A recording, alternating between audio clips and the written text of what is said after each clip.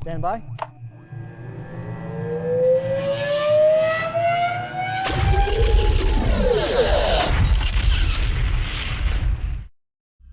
In the aftermath of the Second World War, Albert Einstein made a decision that would forever alter the course of world history. Travelling back in time 22 years, Einstein was able to prevent Hitler's rise to prominence and thereby stop the war from ever happening. What Einstein did not foresee is that in so doing he would remove the major roadblock standing in the way of Stalin's Soviet Union conquering all of Europe. It's here that the story of Red Alert begins, with the Soviet behemoth pitted against the Allied Western and Central European powers. War is set to break out between the two factions at any moment, and the eventual victor is determined by the choices made by you, the player. Stepping into the shoes of a field commander, you can either fight for the Allies or the Soviets, and lead them to victory in Europe. It's often said that the two campaigns in Red Alert contradict each other. After all, they end in two radically different outcomes. But a closer examination shows that the events in one have ramifications in the other. My watch is not working.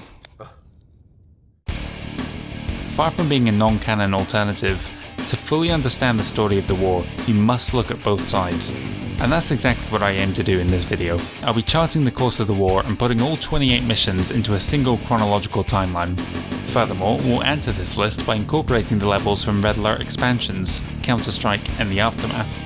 I'll try my best to list my sources throughout the video, but if I omit anything, I'll be happy to clarify in the comments below. The events of Red Alert were focused on the European theatre, but it truly is a world conflict. The game's manual gives us some insight into the current state of the planet, specifically a list of Soviet command centres scattered across the globe. The African theatre is run from Khartoum, which in our own timeline was a British colony, suggesting that the two were already in conflict. Further command posts exist in Karachi, Pakistan and Da Nang, Vietnam, presumably responsible for the operation of Soviet interests in Asia. Later in the game it is revealed that the Soviets had already launched a campaign against the Chinese, wherein Stalin had developed a close relationship with one of his advisors, Gridenko. When I regained the lands stolen by the Europeans and the Chinese, you were there. North America too has its own Soviet presence, with strongholds located in New Mexico and Vancouver. Arrayed against them are the Allies, comprised of many of the European member states belonging to the League of Nations. Notably, though the United States are affiliated with the Allies, it is not itself a member. Allied operations in Europe are organised into three theatres. The Northern Theatre is run from Oslo, Norway. The Southern, or Mediterranean Theatre, is organised in Madrid, Spain, while the Central Theatre and overall command is headquartered in London, England.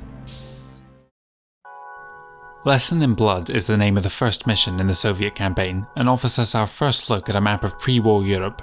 Of note is that Czechoslovakia appears to be partially annexed by Soviet Russia, a situation that mirrors Nazi Germany's takeover of the country in the build-up to World War II. Furthermore, you can see the opening moves of the campaign in eastern Turkey. The level itself is centred on the suppression of a dissident group of Polish civilians, but the Soviets are also revealed to be experimenting with biological weapons. The kill time depends upon the weight of the subject. The children were terminated in less than 15 seconds, and the adults took longer, 18 to 42 seconds. No survivors? None, Comrade Stalin. War in Europe truly begins with a Soviet push into the Balkans. Meanwhile, a follow-up attack in Central Europe is planned to begin with the invasion of Germany, the region falling under the command of Georgy Kukov. I am Captain Georgy Kukov, Chief of Field Operations for this region. Beyond this river lies Germany. Tomorrow our attack begins. It's during this phase of the war that the Soviets score a major coup with the capture of Albert Einstein. Exactly what happened to Einstein between erasing Hitler from history and the outbreak of this new world conflict is never made clear, but what we do know for certain is that he appears to have lost all memory of the events he took part in, and of the existence of his time machine. The Soviets immediately set Einstein to work on developing an experimental propulsion system. What about Einstein? Is his propulsion system research still on schedule? And it's here that the Allied campaign kicks off. From the Allied Command Headquarters in London, General von Essling, Supreme Commander for the Allied military forces, organises a daring raid to rescue the captured scientist. Undertaking this raid will be a civilian mercenary, Tanya, alongside a small Allied strike team. This first Allied mission features some of the most advanced technology in Red Alert, and I want to take this opportunity to discuss an element which is going to help us combine the narratives. For the most part, both factions have access to the majority of their tech tree right from the beginning of the war. It's only because of the nature of the missions we undertake that we sometimes find ourselves lacking the latest units. We can put this down to a combination of limited resources and operating either at the very front or even behind enemy lines, where chains of supply aren't able to keep us fully equipped. Allied cruisers and Soviet Tesla coils are both present in this level, but won't appear again for some time. As we switch between the campaigns, we might not see a balance in what tech is fielded, but I believe we can explain this away for the reasons I just stated. The raid on the Soviet base is a complete success, and it's here that we have our first crossover event between the two campaigns. Gradenko unhappily reports that Einstein has escaped, and furthermore, that the primary site for sarin gas production has been destroyed. I must report. A few hours ago, Einstein was kidnapped. Did you not report all our nerve gas sites secure? I inspected them myself. And how did the Allied dogs eliminate our Sovrensk facility? Impossible! My security was Inefficient, as we feared. That plant was our primary site. Will there be enough nerve gas left to proceed with our plan? The location of the research base was found by an Allied spy, and the Soviets quickly take action to bring about his demise. Unfortunately, damage is already done, and Einstein remains out of their clutches, at least for the time being. The second Allied campaign level, 5-1, follows on immediately from the previous Soviet mission, as evidenced by the evolution of the map screen. These map screens are going to be essential in organising the chronology of the two games, so I want to discuss them a little. Both campaigns show the gradual western expansion of the Soviet forces. This remains consistent up until about 2/3 of the way through the Soviet campaign, or halfway through the Allied campaign. This is going to be our point of divergence from which either the Allies or the Soviets will go on to overall victory. But despite the commonalities between the two maps, there are differences. An often overlooked detail of these map screens is that they're created from the perspective of the faction you're playing as. Each has their own end goal, and these are marked on the map background, with the Soviets hell-bent on conquering London, and the Allies determined to reach Moscow and put a stop to Stalin's plans. These maps are an abstraction of what is happening on the ground, but each faction is privy to information that the other is unaware of, particularly deep thrusts into enemy territory or operations happening behind the front lines. Each faction is likely to delineate the border between them as the furthest forward point at which hostile forces have been encountered. Any conflicts between the two sets of maps is likely to stem from any of the above factors. Furthermore, it's important to remember the story wasn't created from a set of maps, the former is not in service to the latter, so these maps are our guide, but not necessarily definitive. Continuing on with the story, the forward elements of the armoured battalions are starting to encounter each other, starting in dead end.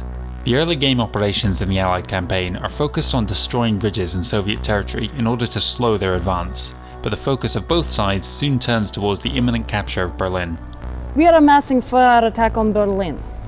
The Allies are aware of this, so we are going to, how do they say, throw them a bone?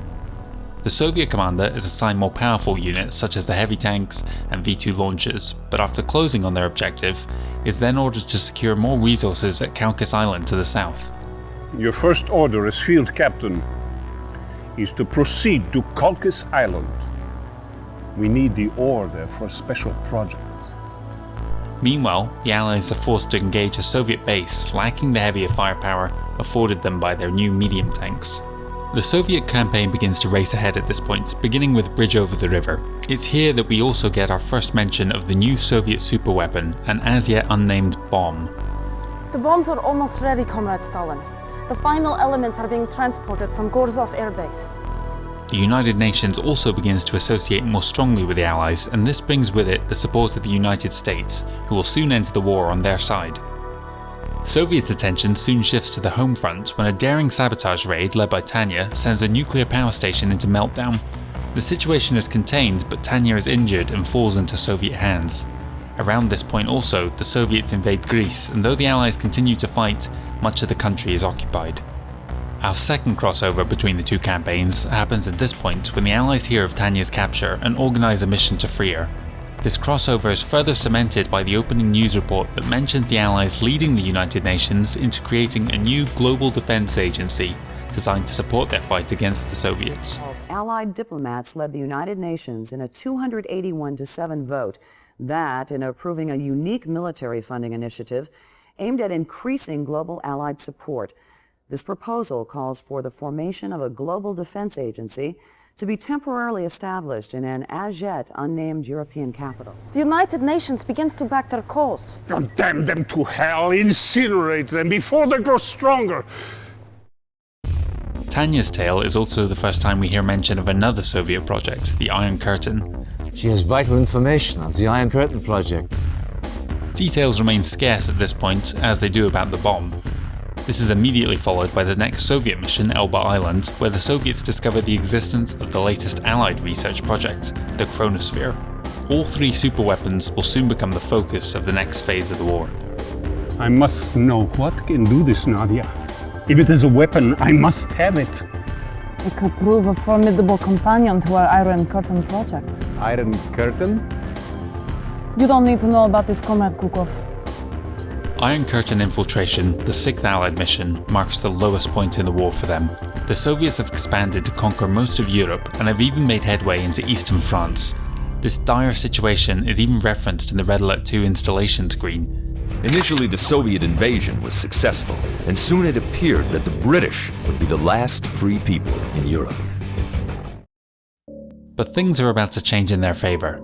The third and final crossover happens when the Allies launch an attack on the main R&D base for the Iron Curtain, and though the Soviets attempt to remove the vital components, the truck is captured.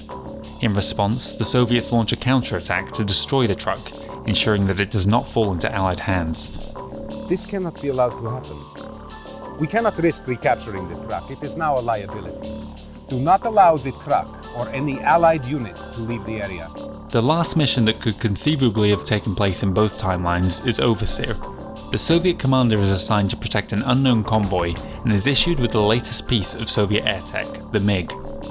The map screen for this mission shows a minor advancement of what we have previously seen. Crucially, Greece is now totally under Soviet control. The Allies will soon force them out, but as we'll see in the expansions, they'll introduce a policy of scorched earth. Though there isn't any direct conflict in the story, it can be somewhat jarring to go from a Soviet victory in Overseer to an Allied map showing the Soviets in retreat. Nevertheless, I included in both timelines for reasons I'll explain once we reach the Counter-Strike expansion. At this point, you must make a choice as to which faction to continue on with. We've reached the 10th Soviet level and the 6th Allied one, but from this point the two campaigns are in direct conflict. One potential outcome is that the Soviets continue their advance west and ultimately conquer all of Europe. Along the way, Soviet leaders drop like flies until only Stalin's mysterious advisor Kane is left standing, along with a player who becomes the new Soviet head of state. Comrade Chairman, I am the future.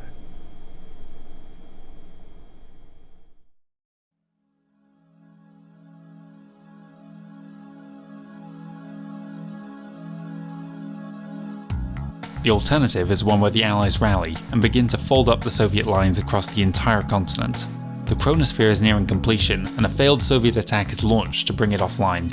At the same time, the Soviets make their first test deployments of their new atomic bomb. The Russians have developed a weapon greater than anything previously known. An atomic bomb.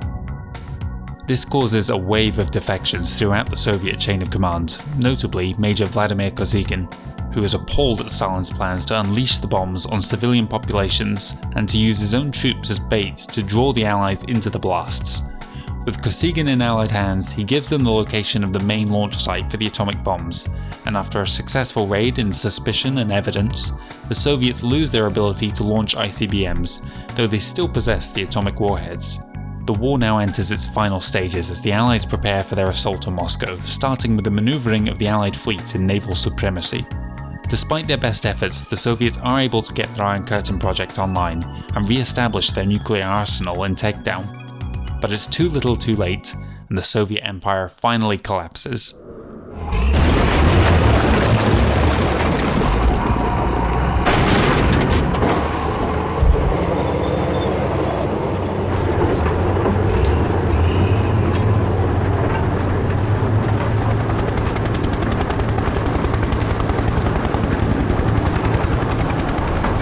Sifting through the rubble of the Kremlin, a small team of Allied soldiers chances on the body of Stalin himself. Miraculously, he is still alive, though pinned under the debris. Before they can assist him, however, General Stavros arrives and sends them off, determined to exact his own personal vengeance on Stalin for the destruction of his home country of Greece. Stalin suffers a slow, painful death, buried alive in his own castle. With no other individual stepping forward to lead the Soviets, the war is over, with the Allies the victor.